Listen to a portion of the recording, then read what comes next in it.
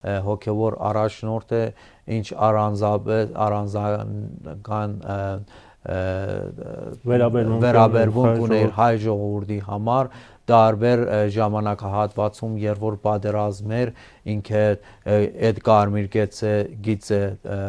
իր Հայաստանի տարածքային ամբողջականի համար ինքը գծեց եւ Իրանի զինված ուժերը, նախագահը եւ այլ պաշտոնյաները հետևում էին իր կարմիր գծերը, ինքը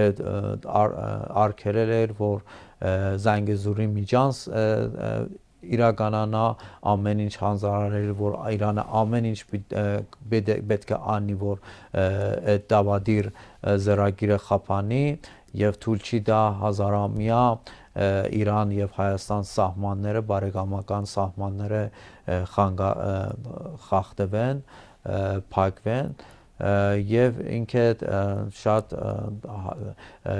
հայ համայնքի հետ Իրանի ներսում շատ ջերմ էր, ամեն տարի նոր տարի կապակցության ինքը այսելում էր հայ ընտանիքներին զոհված Իրաք պատերազմի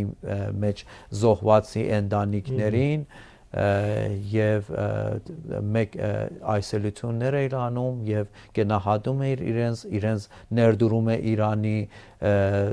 անվտանգությունի համար եւ կայունությունի համար եւ ինքը շատ հայերը սիրում էր եւ Հայաստանի եւ հայերի հանդեպ շատ լավ վերաբերմունք ուներ։ Այսինքն կարող ենք այժմ արդեն հստակ արձանագրել, որ Իրանի գերագույն առաջնորդ Ալի Խամենեի շնորհիվ կամ նա մեծ դերակատարում է ունեցել այն հարցում, որ 20 թվականի պատերազմից հետո, հատկապես 2023 թվականներին Ադրբեջանը չհարձակվի Սյունիքի վրա։ Փաստով եթե խոսենք,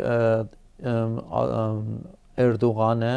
Թուրքիայի նախագահը հարցազրույցներից մեկը կոնկրետ դա նշեց, որ միայն մինչև հիմա Իրանի գործուն է եղել, որ իրանց չի հաջողվել Զանգեզուրի միջանց իրականացնեն, դա փաստացի ինքնախոստովանություն է եւ Իրանի դերակատարությունը հատկապես հոգևոր առաջնորդի դերակատարությունը խափանել այդ Զանգեզուրի